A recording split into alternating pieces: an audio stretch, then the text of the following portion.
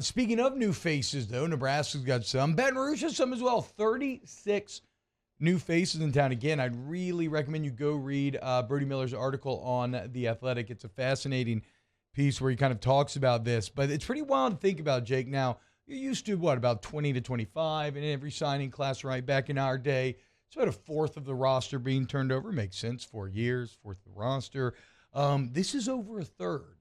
And these are guys that are going to be relied upon in a big way this year. When you look, is there a singular person, a position group? Like which of these new faces are you most excited to see this football season? Are we talking about including transfers? Yes. Like out of the 36, so the full signing class, which includes recruiting and the 11 transfers. Probably Spades.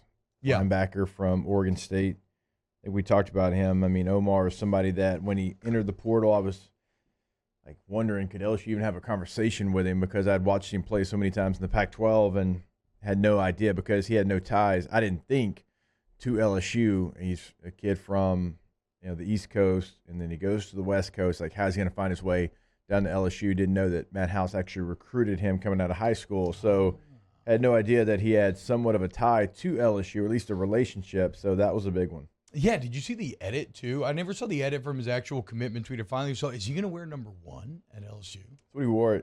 He didn't start wearing 1 at Oregon State, but that's what he finished. It's kind of sick, dude. If you're a beast, right? If you're wearing 1 and you're a linebacker and you're garbage, it's an awful look. But if you're a beast, then number 1 could look pretty clean running around out there. So I agree. I think Brody says it too in the article that this is a move that is so impactful that you could argue that it takes LSU from maybe should win the West to should be the favorite to win the West, as there was a glaring need after DeMario Tolan left, a guy that they were really coming to rely upon and thought was going to be very good. We both told you how good we thought he was last year when he would come in and he would flash, but he leaves.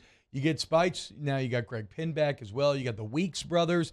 And all of a sudden, you're looking pretty good there at inside linebacker. I think, though, as fascinating as is it Spades or Spades? I keep going back and forth. I'm going to go Spades. Okay, as fascinating as Spades is, Jake, to me, I'm very intrigued by this corner group. I mean, you basically have remade it from the ground up, but you've remade it with a lot of good players. And so, I am really intrigued to see who is going to emerge. We all know about Denver Harris.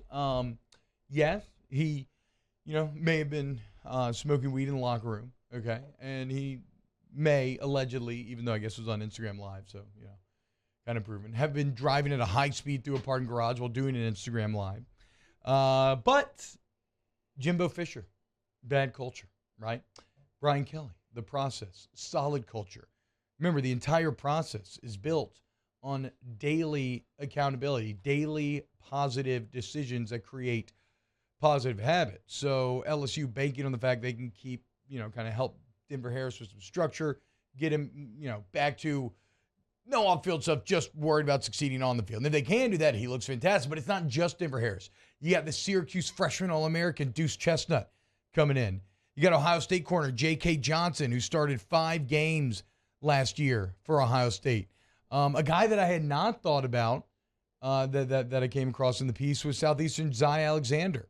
Birdie says, quote, a long mobile corner who can float around the field and make plays. And yes, the FCS to SEC jump will be tough, but, we've seen guys do it and do well before. Then you got the 3 freshmen, Toviano, Hughes, and Stamps. But again, basically, at a place called DBU, you basically have an entirely new cornerback room for the second year in a row. And I just wonder who out of this talented bunch, who's going to emerge. I know they don't want to build through the portal. I know they want to try to find a way to build some depth through high school, but it is what it is right now. And you had to go out there. You had to get all of these players because, last year you did it and it worked really well, but you lose all those players for the most part. You get Greg Brooks back, which is going to be important for the defensive backfield, and he can play nickel, obviously, but maybe you can be more creative with him because you bring all these guys in. Chestnut of this group is probably the one I'm most excited about. I think it's because it's the guy that I know the most about, asking some of the guys I do ACC radio with. You talk about his physicality, talk about him not being scared to make a play, and his freshman tape is something, obviously, when he was a freshman All-American, you can go back and watch and get really excited about. Sophomore year, it's still really good, just not as good as maybe the freshman year. So now you have to find a way to unlock what you saw your freshman year there. And J.K. Johnson is a player that has started 5 games at a very elite program. So obviously there's a lot of talent there. And then the Denver Harris stuff is what you just said. Like, what can you do to make sure that he's doing the right things on and off the field? So what's interesting to me about Deuce Chestnut is some of the parallels that I see with like a Mekhi Wingo, right? Where Wingo was all freshman SEC, and you pluck him off of that Missouri team, and look at the incredible dividends that paid year number 1. So like you like, this is where I want my NIL money. I don't want NIL money spent on high school recruits. I want NIL money spent on transfers, on guys that are proven commodities. And Deuce Chestnut is a proven commodity.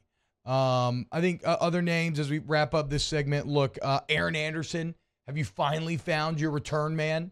And then extending to that, he kind of works into the larger conversation of, again, goal number 1, can Jaden Daniels take better advantage of this wide receiver group? Because Malik Neighbors, Brian Thompson, Aaron Anderson, the rest of the guys, that crew seems like a damn good room.